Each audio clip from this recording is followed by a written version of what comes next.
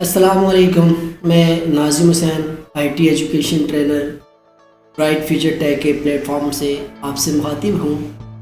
आज हम lesson number 4 पे बात करेंगे और उसकी जो चीज़ें रह गई थी उसको समझना बहुत ज़रूरी है। तो लेसन नंबर 4 में हमारे पास सबसे पहली चीज़ आ जाती है जी टेक्स्ट इफेक्ट एंड टाइपोग्राफी, यानी टेक्स्ट इफेक्ट क्या चीज़ होती है और टाइपोग्राफी क्या चीज़ होती है। तो आया हम इसको देखते हैं। नेक्स्ट हम जो एक ब्लैंक पेज ले लेते हैं, जैसे ये मैंने ऑलरेडी लिया हुआ है, इसको ओपन करते हैं और यहाँ पे मैं कुछ लिख लेता हूँ। जैसे मैं यहाँ पे एन लिखता हूँ, एन सॉरी मैंने एन लिख लिया। अब मैं क्या करता हूँ जी कि इस एन की मदद से मैं टेक्स्ट इफेक्ट एंड टाइपोग्राफी को यूज़ करूँगा और सबसे पहली चीज़ इसको सिलेक्ट करके इसका साइज़ बड़ा करूँगा। मैं यहाँ से साइज़ का मैं 48 की तरफ लेके जाता हूँ। ये देखिए 48 लेके गया और यहाँ से हम इसका साइज़ यानी ये लेके गया। इसको मज़ीद भी हम बड़ा कर सकते हैं, जैसे मैं इतना बड़ा कर लेता हूँ। ये देखिए 190, इसको स्पेस करके मिड पे लेके जाता हूँ और यहाँ पे मैंने टेक्स्ट इफेक्ट, इसको टेक्स्ट इफेक्ट एंड टाइपोग्राफी कहते हैं, ये यूज़ करना है। इस पर क्लिक करेंगे तो ये एक स्टाइल हमें दे रहा है कि आप इसके मुख्तलिफ स्टाइल बना सकते हैं, यानी इसको मुख्तलिफ डिज़ाइनिंग के अंदर कन्वर्ट कर सकते हैं। तो जैसे मैं यहाँ पे इसको सेलेक्ट करने के बाद इस पर क्लिक करता हूँ तो यहाँ से ये 4 नंबर का क्या कर लेता हूँ, ये सेलेक्ट कर लेता हूँ टेक्स्ट इफेक्ट। ये सेलेक्ट करने के बाद ये देखेंगे कुछ इस तरीके से हमारे सामने इसका जो है ना फेस आ जाएगा और इसका ये जो बाहर की जो डबल लाइन आ रही है इसको बॉर्डर कहते हैं। तो अब मैं इसका चाहता हूँ इसका बॉर्डर जो है ना थोड़ा सा डिफरेंट होना चाहिए। इस पर मैं क्लिक करता हूँ, आउटलाइन पर जाता हूँ, सबसे पहली चीज़ की आउटलाइन आ जाती है। आउटलाइन पे जाने के बाद यहाँ पे वेट पे जाके मैं इसकी जो बॉर्डर की जो लाइन है वो बड़ी कर सकता हूँ। ये देखिए जितनी आप बड़ी करना चाहते हैं ये क्या कर सकते हैं, इसकी लाइंस जो आउटलाइन है वो बड़ी कर सकते हैं। जैसे यहाँ पे हमने ये कर दिया। अब इस आउटलाइन को हम कलरफुल करना चाहते हैं। ये देखें इस आउटलाइन को अगर हम कलरफुल करना चाहते हैं फिर सेलेक्ट करेंगे, फिर वहीं पे चले जाएंगे टेक्स्ट इफेक्ट एंड टाइपोग्राफी पे, आउटलाइन पे जाएंगे और यहाँ से हम कोई भी कलर सेलेक्ट कर सकते हैं। ये देखिए आप अपनी मर्ज़ी से जो भी कलर सेलेक्ट करेंगे आप इसके यानी आउटलाइन पे क्या कर सकते हैं, कलर लगा सकते हैं। तो ये देखिए इसका आउटलाइन जो है वो क्या हो गई, कलरफुल हो चुकी है। तो इस तरीके से आप आउटलाइन कलरफुल कर सकते हैं। फिर सेलेक्ट करें, फिर यहाँ पे चले जाएं, फिर आउटलाइन पे चले जाएं और फिर भी इसके अंदर अगर आप डैशेस की सूरत में लाना चाहते हैं तो ये देखिए आप इसकी जो आउटलाइन को यहाँ पे डैशेस की सूरत में भी कन्वर्ट कर सकते हैं। इसके अलावा इसके अंदर अगर हमने कलर करना है, इसके अंदर अगर कलर करना है इसके ऊपर सेलेक्ट करके ये कलर पे जाएंगे, कलर पे जाके इसके अंदर भी हम कलर कर सकते हैं। ये देखिए जैसे मैं ये इसके अंदर जो है ना येलो कलर कर देता हूँ। इसके अलावा आप क्या कर सकते हैं जी, इसको सेलेक्ट करने के बाद फिर टेक्स्ट इफेक्ट एंड टाइपोग्राफी पे जाएं। आउटलाइन का मैंने बता दिया कलरफुल करना, अगर नो आउटलाइन करनी है तो उसकी आउटलाइन यहाँ से नो आउटलाइन पे ख़त्म हो जाएगी। वेट पे करना चाहते हैं यहाँ से इसकी साइज आ जाएगा और डैशेस पे भी इसकी मल्टी डिज़ाइनिंग यानी आउटलाइन आ जाएगी।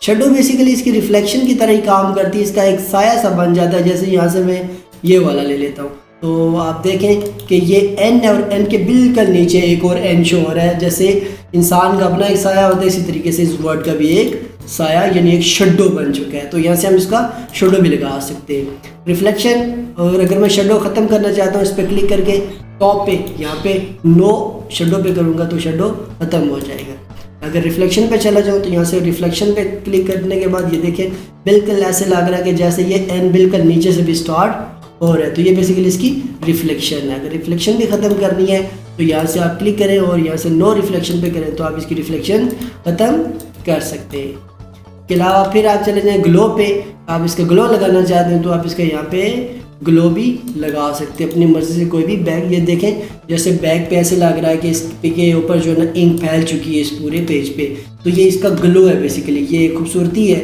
इस वर्ड की। तो ये ग्लो इसको कहते हैं, ये ग्लो बन जाएगा। यहाँ से आप मज़ीद भी इसका अच्छा सा ग्लो भी लगा सकते हैं। ये देखिए तो ये जो टेक्स्ट इफेक्ट एंड टाइपोग्राफी का मैंने बताया, ये यहाँ ग्लो तक बहुत उम्दा चीज़ें, आपने इन चीज़ों को अच्छे तरीके से कर लेना है। यहाँ तक हमने काम कर लिया। नेक्स्ट हम देखते हैं जी सिलेबस को। नेक्स्ट हमारे पास आ जाता है जी बुलेट। बुलेट क्या चीज़ होती है, नंबरिंग क्या चीज़ होती है और मल्टी लेवल लिस्ट किसको कहते हैं। तो ये चीज़ देखना बहुत ज़रूरी है। हम अपने पेज पे चले जाते हैं, इसको क्लिक करके यहाँ से इसका साइज़ कम करके इसको डिलीट कर देते हैं। और यहाँ से इसका साइज भी कम कर देते हैं। तो बुलेट्स, सबसे पहली चीज़ कि हम यहाँ पे अपना जो है ना यहाँ पे कोई भी सेंटेंस लिखते हैं। जैसे यहाँ पे मैं सेंटेंस लिखता हूँ जी,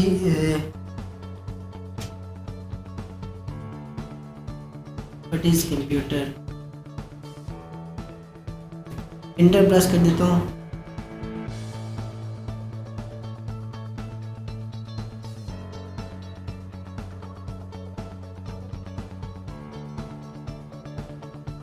इसी तरीके से आपने भी इंटर का बटन प्रेस करना है।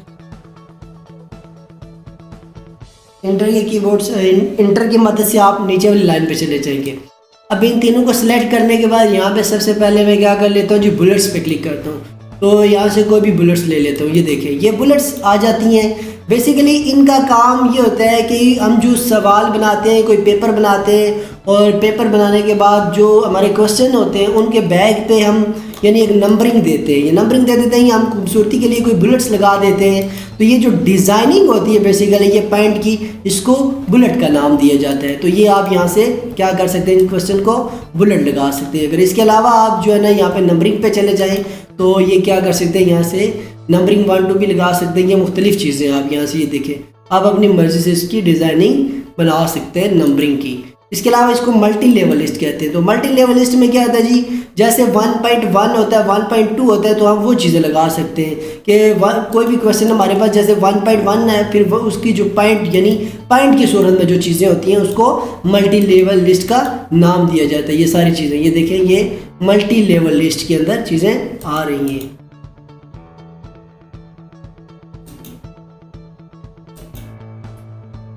उसके बाद हमारे पास आ जाता है जी अलाइनमेंट। अलाइनमेंट फंक्शन, अलाइनमेंट किसको कहते हैं, ये चीज़ बड़ी इंपॉर्टेंट है, इसको हम देख लेते हैं। और अलाइनमेंट किस तरीके से करते हैं, इसको हम रिमूव कर देते हैं, इसको बुलेट्स को भी ख़त्म कर देते हैं और नो कर देते हैं। ये देखिए ये हमारे पास है जी व्हाट इज़ कंप्यूटर। ये जो लाइन आपको दिखाई दे रही है इसको क्या कहते हैं जी, इसको बुलेट का नाम दिया जाता है। यानी ये लाइन्स, सॉरी, ये जो आपको लाइन दिखाई दे रही है ये वाली लाइन, इनको अलाइनमेंट का नाम दिया जाता है। ये जो होती हैं इसको अलाइनमेंट का नाम देते हैं। तो देखें जी हमारे पास सबसे पहली चीज़ कि ये एक यानी पेज है, इसको मैं सिलेक्ट कर लेता हूँ। सिलेक्ट करने के बाद ये मिड अलाइनमेंट, इसको सेंटर भी कहते हैं। सेंटर अलाइनमेंट और कंट्रोल+E इसकी शॉर्ट की है। यहाँ पे क्लिक करूँगा तो ये सेंटेंस जो है ना यहाँ पे डायरेक्ट चला जाएगा। अगर मैं इसको सिलेक्ट करने के बाद अगर राइट अलाइनमेंट पे करना चाहता हूँ तो ये यहाँ पे चला जाएगा और ये यहाँ से स्टार्ट होगा। अब इसका सबसे बड़ा फ़ायदा क्या होता है जी कि ये देखिए व्हाट इज़ कंप्यूटर, अगर इसको मैं मिड पे लेके जाना चाहता हूँ और यहाँ से मैं स्पेस का बटन प्रेस करके इसको मिड पे लेके जाता हूँ। अब कोई भी शख्स जब कंट्रोल ए करेगा, जैसे यहाँ पे मैं कंट्रोल ए का बटन प्रेस करता हूँ तो ये देखिए व्हाट इज़ कंप्यूटर, ये सारा एरिया जो है ना सिलेक्ट बता रहा है मुझे कि ये सारा एरिया क्या है, सिलेक्ट है। यानी अगर मैं कंट्रोल ए करके देखूँ तो वो मुझे बता रहा है कि यहाँ से लेकर यहाँ तक आपने इसको घसीट के लेके गए, जैसे आप इसको स्पेस की मदद से लेके गए।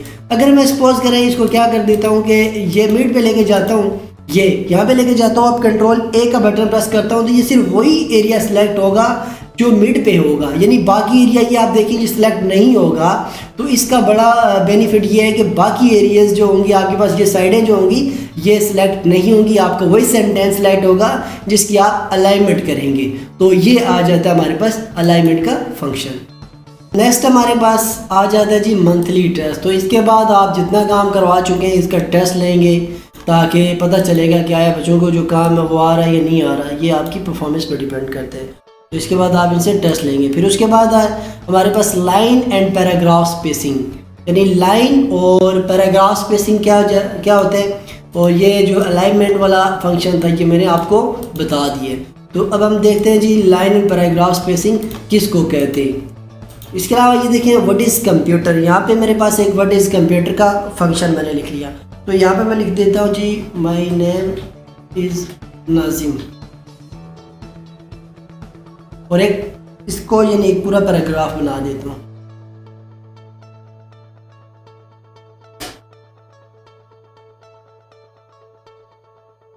यहाँ से इसको मैं सिलेक्ट करूँगा और सिलेक्ट करने के बाद इसको क्या करेंगे, कॉपी करेंगे और फिर पेस्ट करते जाएंगे हम इसको, और फिर इसको इसी तरीके से पेस्ट करेंगे और ये एक पूरा मेरे पास पैराग्राफ बन गया।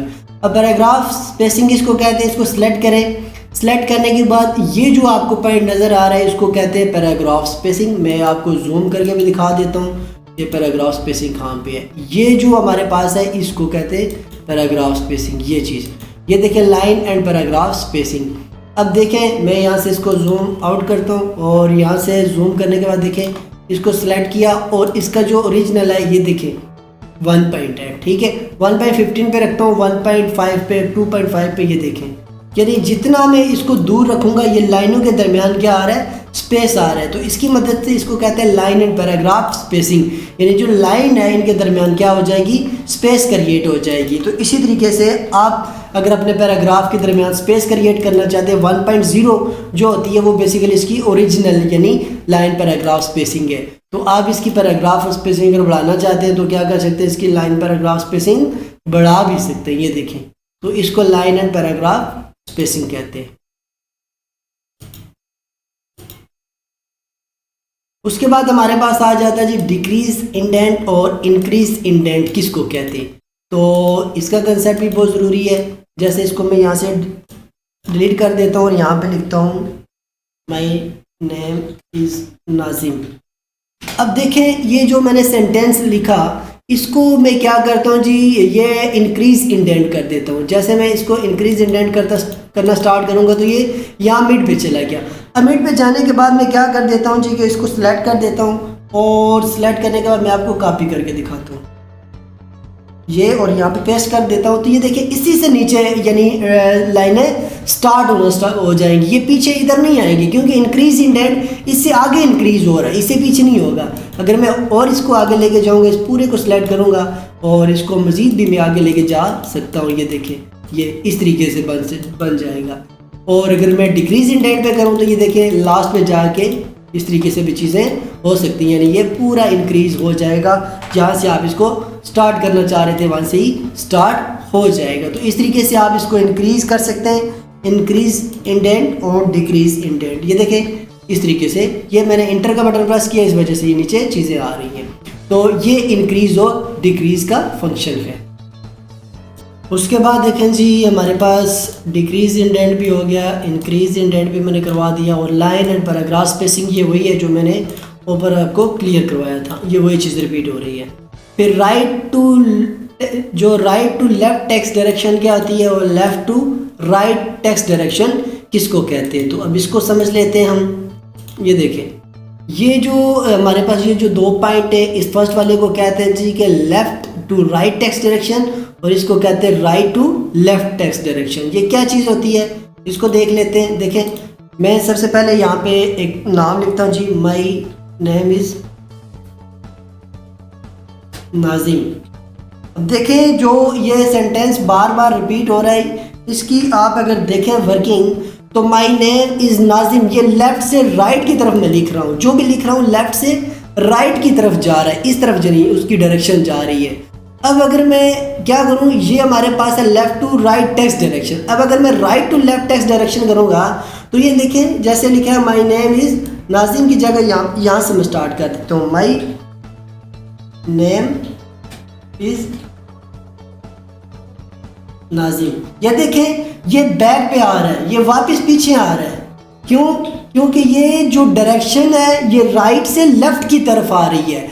तो ये फार्मूला है कि अगर आप इसको आप अपनी स्क्रीन पे लेफ़्ट से इधर से उस तरफ, लेफ़्ट से राइट की तरफ लिखना चाहते हैं तो आप लेफ़्ट से राइट टेक्स्ट डायरेक्शन के लिए ही इस बटन को यूज़ करेंगे। अगर राइट की तरफ करना चाहते हैं तो फिर राइट वाला बटन यूज़ करेंगे और फिर ये राइट से लेफ़्ट की तरफ सारे सेंटेंस आना स्टार्ट हो जाएंगे। जैसे ये देखें ये एक सेंटेंस ख़त्म हुआ फिर ये दूसरा स्टार्ट हो जाएगा, ये इस तरीके से, यानी ये पैराग्राफ उस तरफ से राइट की तरफ से शुरू होगा, लेफ़्ट की तरफ से नहीं शुरू होगा। तो इसको कहते हैं left to right text direction का नाम दिया जाता है।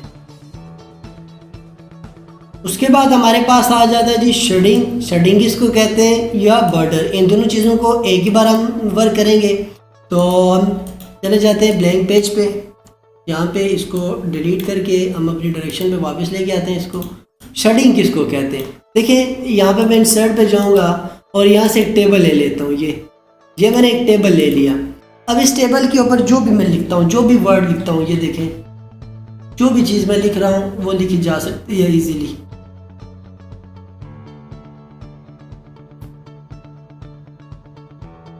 देखें ये मैंने यहाँ पे क्या किया, इनके ऊपर लिख लिया। अब मैं ये चाहता हूँ कि ये जो हमारे पास क्या है, ये जो हमारे पास कॉलम है या ये हमारे पास जो बॉक्स है, हम उस पर कलर करें। तो कलर करने के लिए इसके ऊपर मैं क्लिक करूँगा। क्लिक करने के बाद इसको शेडिंग कहते हैं, यानी अगर मैं दिखा दूँ आपको तो ये जो चीज़ है इसको शेडिंग बोलते हैं। इस पॉइंट को शेडिंग का नाम दिया जाता है। शेडिंग से बेसिकली क्या होता है कि हम किसी भी जो है ना बॉक्स को कलर कर सकते हैं। तो इसके ऊपर मैं क्लिक करता हूँ और ये यहाँ इस पर क्लिक कर देता हूँ और मैं यहाँ से कलर कर दिया। ये देखें, आप जिस पॉइंट पे क्लिक करेंगे उसके बाद आप कोई कलर सेलेक्ट करें और आप उसके बाद आसानी के साथ क्या कर सकते हैं, कलर कर सकते हैं। इन बॉक्स पे आप कलर कर सकते हैं। ये देखें, ये आप इजीली इन पे कलर कर सकते हैं। कोई भी आप कलर जो भी आपको पसंद है, आप एक टेबल बनाते हैं और टेबल के अंदर कलर कर सकते हैं। उसके बाद ये हमारे पास बॉर्डर ही आ जाता है।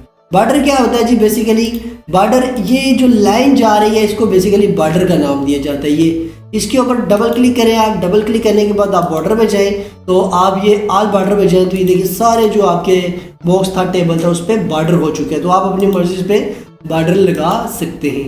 ये देखेंगे बॉटम बॉर्डर ख़त्म करना है, टॉप का बॉर्डर ख़त्म करना है, लेफ्ट ख़त्म करना है, राइट, यहाँ से अगर किसी पे कोई बॉर्डर नहीं रखना तो नो बॉर्डर। ऑल बॉर्डर पे सारे बॉर्डर फुल हो जाएंगे, जिस तरह मैंने पहले करके दिखाया। आउटसाइड बॉर्डर ख़त्म हो जाएंगे, इनसाइड बॉर्डर ख़त्म यानी हो जाएंगे, बाकी ख़त्म हो जाएंगे। और इनसाइड की ख़त्म करते हैं तो इनसाइड ओरिजेंटल बॉर्डर आ जाएंगे। अगर वर्टिकल में कर रहे हैं तो ये देखें सिर्फ वर्टिकल बॉर्डर में हो जाएंगे। अगर डायगोनल में कर रहे हैं तो डायगोनल में आ जाएंगे, और डायगोनल अप बॉर्डर में करने हैं तो इस तरीके से आ जाएंगे। और ओरिजेंटल लाइन चाहिए तो सिर्फ लाइन आ जाएंगी। ये तो इस तरीके से आप क्या कर सकते हैं, यहाँ से बॉर्डर भी बना सकते हैं इसके।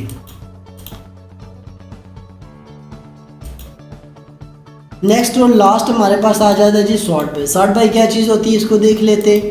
तो हम अपने पेज पे जाते हैं। ये देखें, ये जो ऑप्शन होता है इसको सॉर्ट बाय का नाम दिया जाता है। इसका काम बेसिकली क्या है जी, ये हमारे पास असेंडिंग और डिसेंडिंग के तौर पे काम करता है। देखें, आपके पास एक टेबल है जिसमें हज़ारों के हिसाब से किसी भी एम्प्लॉय के नाम पड़े हुए हैं। वो जो नेम है आपके पास वो डिसेंडिंग में, यानी उनकी कोई डायरेक्शन नहीं है। डिसेंडिंग में भी नहीं कह सकते कि कोई ई से स्टार्ट है, कोई डी से, कोई बी से, कोई सी से, मिक्स वो स्टार्ट है।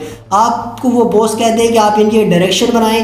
पूरे कॉलम को एक ही जो है ना तरतीब से आना चाहिए। सारे पहले ए वाले लेस वर्ड्स आने चाहिए, फिर बी वाले वर्ड्स आने चाहिए, फिर सी वाले आने चाहिए। तो यहाँ पे मैं एग्जांपल दी है, आप इसको सेलेक्ट करेंगे, आप यहाँ पे चले जाएंगे और यहाँ से अगर ये डिसेंडिंग है तो आप फिर इसको डिसेंडिंग में क्लिक करेंगे। अगर ये डिसेंडिंग है, जो कि ये ऑलरेडी डिसेंडिंग पे था, हमने इसको पहले असेंडिंग में कन्वर्ट करना है। तो यहाँ से इसको सेलेक्ट किया मैंने। सेलेक्ट करने के बाद फिर यहाँ पे जाऊँगा और इसको असेंडिंग में करूँगा। तो ये देखें, ये ए बी सी जो है ये एक तरतीब से आ गई, यानी ये असेंडिंग में कन्वर्ट हो गए। तो इस तरीके से आप क्या कर सकते हैं, जितने आपके पास कॉलम होंगे आप उनको असेंडिंग और डिसेंडिंग में क्या कर सकते हैं, इसे कन्वर्ट कर सकते हैं।